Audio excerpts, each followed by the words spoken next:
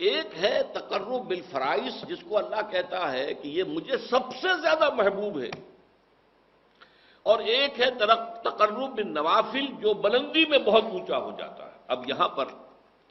میں آپ کو بتاؤں، جن حضرات نے میرے تقاریر سنی ہے یا میرا کتابچہ پڑھا ہے جہاد فی سبیل اللہ کی حقیقت، کہ 9 منزلیں میں بیان کیا کرتا ہوں۔ سب سے اونچی منزل تو لازماً 9ویں ہے، سب سے اہم منزل وہ پہلی ہے، یہ اچھی طرح سمجھ لیجیے۔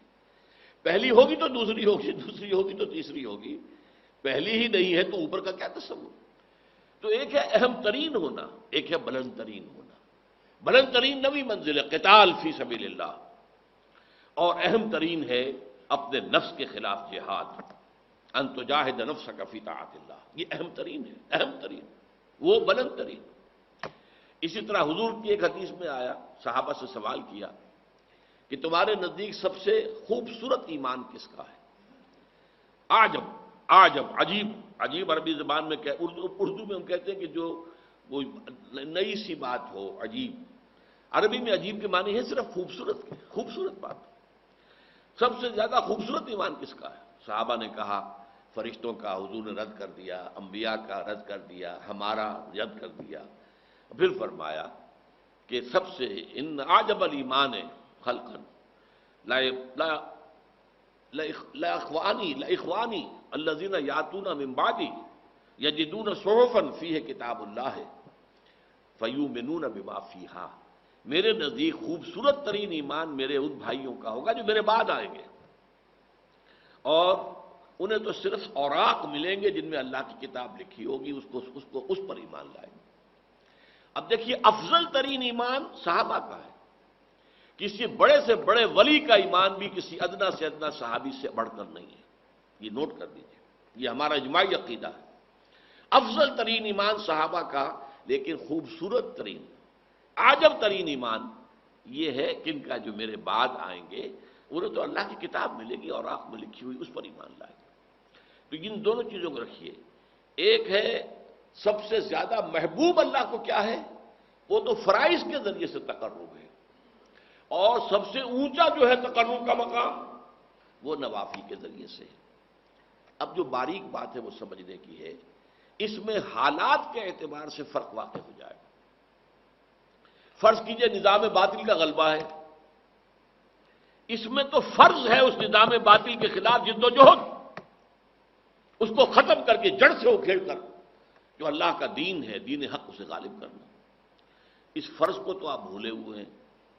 نوافل میں زور لگا رکھا ہے، ساری رات کھڑے ہیں، نفلیں پڑھ رہے ہیں، روزے رکھ رہے ہیں، جو بھی روزہ حضور سے ثابت ہے وہ سب رکھ رہے ہیں۔ یہ جو نوافل یہ اللہ کے ہاں قبول نہیں ہے۔ فرض کو چھوڑ کر اگر کوئی شخص فرض نماز چھوڑتا ہے،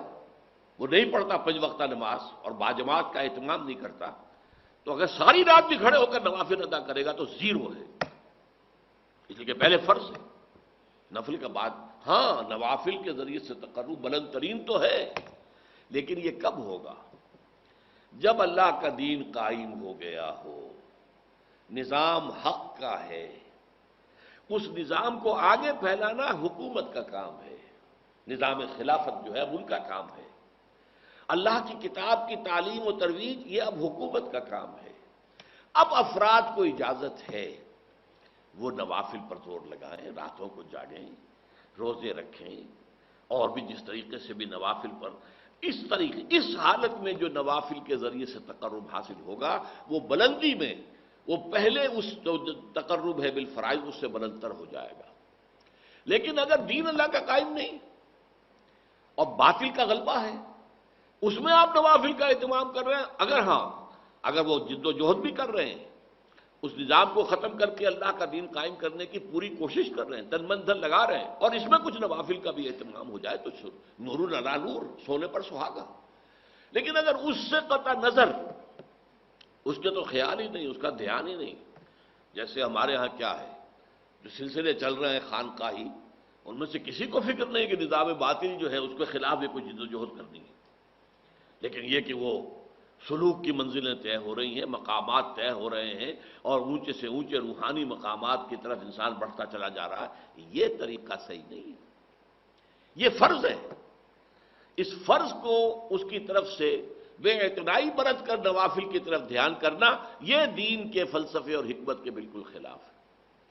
میں اس کو ذرا اور زیادہ ہائی لائٹ کرنے کے لیے کہتا ہوں کہ فرض کیجئے، تصور کیجئے،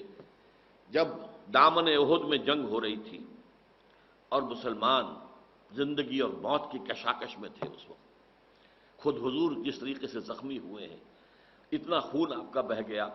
کہ آپ بے ہوش ہو کر زمین پر گر گئے ہیں، صلی اللہ علیہ وسلم، فدا ہو آباؤنا و امہاتنا۔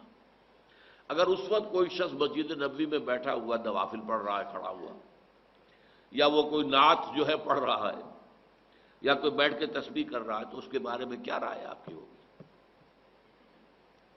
وہاں تو حضور اور صحابہ جان کی بازی لگائے ہوئے، اور یہاں یہ نوافل میں لگا ہوا ہے،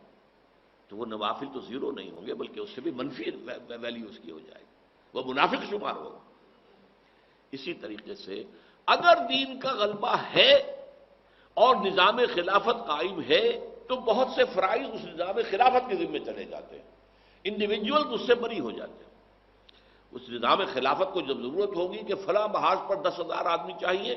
وہ 10,000 آدمی نکل آئیں گے، تو باقی سب کی طرف سے فرض کفایہ ادا ہو گیا، وہ گھروں میں سوئے یا رات بھر کھڑے رہے، نوافل رکھے پڑھیں یا روزے رکھے، بالکل ٹھیک ہے، یا کسی علمی کام میں لگے رہیں، تفسیر لکھنے میں لگے رہیں، حدیثیں جمع کرنے میں لگے رہیں، فقہ کی بحثیں جو ہے وہ کرنے میں لگے رہے، ٹھیک ہے، بالکل صحیح ہے۔ لیکن اگر غالب جو ہے نظام وہ باطل کا ہے اور اس کے خلاف جد و جہد نہیں ہو رہی، تو پھر یہ سارے کام جو ہیں یہ زیرو سے ضرب کھا کر زیرو ہو جائیں گے۔ پرائمری امپورٹنس ہوگی اللہ کے دین کو قائم کرنے کی جد و جہد۔ یہ ہے فرق تقرب بالنوافل اور تقرب بالفرائض کا۔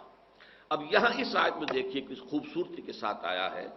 یا ایھا الذین آمنوا اتقوا اللہ وابتغوا الیہ الوسیلۃ وجاہدوا فی سبیلہ لعلکم تفلحون۔ جہاد کرو اس کی راہ میں، یہ ہے فرض۔ نوافل اور رات کو کھڑے رہنا یہ نوافل ہے، روزے رکھنا نوافل ہے،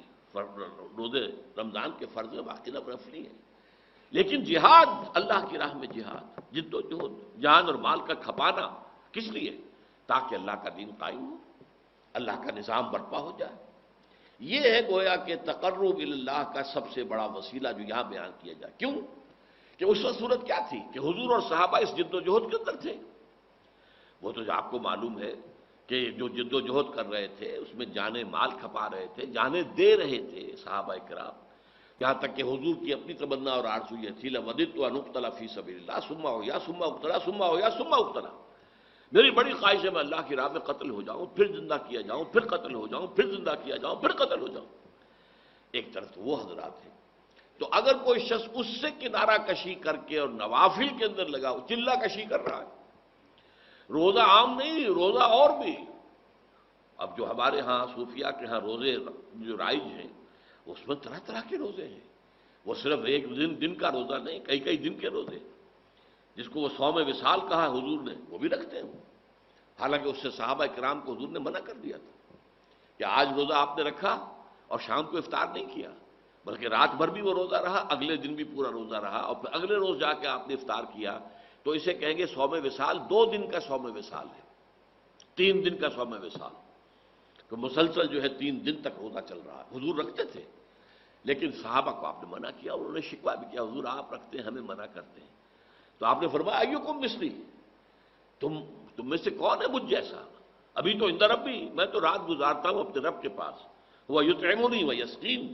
وہ مجھے کھلاتا بھی ہے پلاتا بھی ہے۔ اب وہ کیا کھلانا ہے، کیا پلانا ہے، کیا اس کی روحانی حقیقت ہے، یہ ہم نہیں سمجھ سکتے۔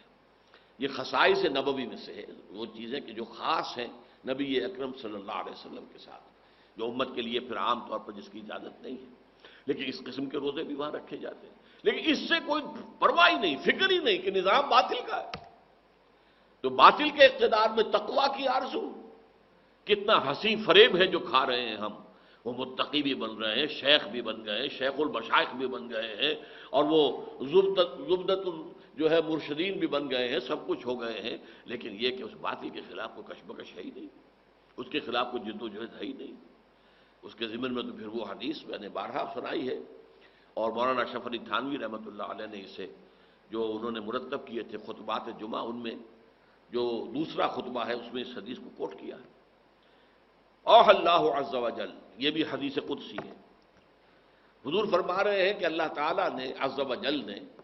حضرت جبرائیل کو وحی کی، اوح اللہ عز وجل الی جبرائیل علیہ الصلوۃ والسلام ان اقلب مدینۃ کذا و کذا باہلھا، کہ فلاں فلاں بستیوں کو تلپٹ کر دو، الٹ دو ان کے رہنے والوں کے اوپر، ہلاکت، وہ ہلاکت جو عامورہ اور صدوم کی بستیوں پر آئی تھی، جو جس کی طرف حضرت لوط علیہ السلام بھیجے گئے تھے۔ اقلب مدینۃ کذا و کذا باہلھا، رہنے والوں سمیت الٹ۔ قال فقال، حضور فرماتے ہیں کہ اس پر حضرت جبرائیل نے عرض کیا بارگاہ خداوندی میں، یا رب ان فیہا عبدک فلانا لم یعصک طرفۃ عین، ان بستیوں میں تو تیرا فلاں بندہ بھی ہے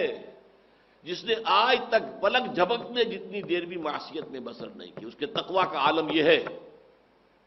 یہ گواہی کون دے رہا ہے؟ کوئی کرائے کا گواہ نہیں ہے،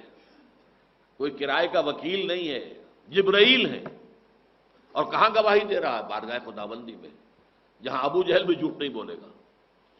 تو فرمایا قال فقال ان فیہا عبدک فلانا لم یعصک طرفۃ عین، قال فقال، اب حضور فرماتے کہ اللہ نے فرمایا اقلبھا علیہ وعلیہم، الٹو ان بستیوں کو، پہلے اس پر پھر دوسروں پر۔ فإن وجہہ لم یتمعر فی ساعۃ قط، اس لیے کہ اس کے چہرے کی رنگت میری حمیت، میری غیرت کی وجہ سے کبھی متغیر نہیں ہوا۔ منکرات پھیلتے رہے، شریعت کو پاؤں تلے روندا گیا، شریعت کی اور اللہ کی دیے ہوئی قوانین کی دھجیاں بکھیر دی جا رہی تھیں، اور پھیل رہا تھا گناہ ہر طرف، اور یہ لگا ہوا تھا تو فقط اللہ اللہ اللہ، خانقاہ میں بیٹھا ہوا۔ ظاہر بات ہے خانقاہ میں جو بیٹھا ہوگا اسے گناہ کرنے کی کیا ضرورت ہے؟ نہ زندگی کے وہ میدان میں ہے، نہ معاش کا کچھ سلسلہ ہے، کوئی کچھ دے گیا، کسی نے کوئی ہدیہ پیش کر دیا، اس سے جو ہے وہ گزارا کر رہے ہیں، تو گناہ کا معاملہ کیا ہوگا وہاں؟ اور پھر وہ خانقاہی ماحول کے اندر ظاہر بات ہے کہ نہ کہیں عورتیں نظر آئیں گی، نہ کہیں عریانی نظر آئے گی، وہ تو اپنا خانقاہ کا ماحول ہے، اس کے اندر رہ رہے ہیں۔ لیکن یہ کہ اس خانقاہ سے باہر جو کچھ ہو رہا ہے، جو منکرات پھیل رہے ہیں، جو کفر پھیل رہا ہے، جو گمراہیاں پھیل رہی ہیں،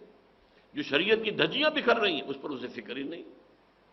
یہ تمام فی ساعۃ قط، ہو اس کو یوں سمجھیے کہ اگر کوئی شخص کسی کو ماں کی گالی دے،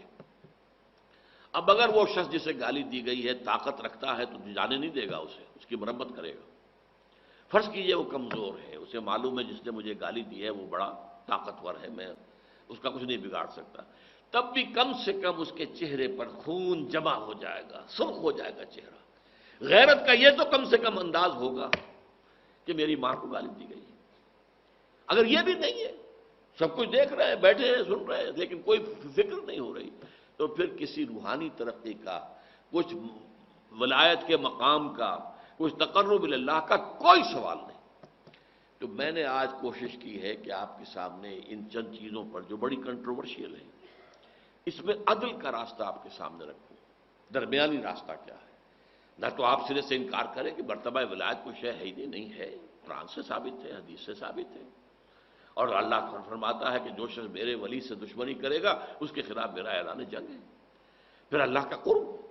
وہ قرب واقعتاً اس حد تک ہو سکتا ہے کہ اللہ انسان کی آنکھ بن جائے جس سے وہ دیکھے، اللہ انسان کے کان بن جائے جس سے وہ سنے، اللہ انسان کے ہاتھ بن جائے جس سے وہ پکڑے، اور اللہ انسان کے پاؤں بن جائے جس سے وہ چلے۔ یہ ممکن ہے، حدیث ہے۔ اس سے ظاہر بات ہے کرامات کا صدور ہوگا، کرامات کا ظہور ہوگا، لیکن اس کے ساتھ اس بات کو سمجھنا ان میں پہلی شرط تقویٰ ہے، اور نمبر 2 یہ کہ یہ تقرب اللہ کے لیے ایک ہے فرائض کے ذریعے سے، جہاد فرض ہے، فرض عین ہے، باطل کا غلبہ ہے تو فرض عین ہے اس کے خلاف جد و جہد کرنا، اور اس کے لیے اجتماعی جد و جہد کرنا۔ جیسے نماز 5 وقتہ فرض ہے، اور اس کے لیے اگر کوئی شخص مسجد سے فاصلہ اس کا زیادہ نہ ہو اور وہ گھر میں نماز پڑھے، اس کی نماز قبول نہیں ہوگی۔ لا صلاۃ علی جار المسجد الا فی المسجد، جو مسجد کے پڑوس میں رہتا ہے اس کی نماز قبول نہیں ہوگی اگر وہ مسجد میں حاضر ہو کر نماز نہیں پڑھ رہا 5 وقت، جماعت کا انتظام نہیں کرتا۔ تو ان فرائض کی طرف توجہ نہ ہو، اللہ کے دین کے غلبے کی جد و جہد نہ ہو،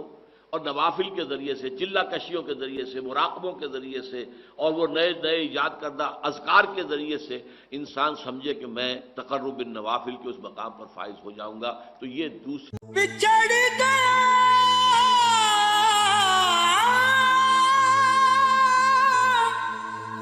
میرے دل دا جانی تے میں ککھاں وانگر رل گئی، پھلاں نال نازک جندڑی میری وچ کنڈیاں دے رل گئی، کم سجنا دے مار مکایا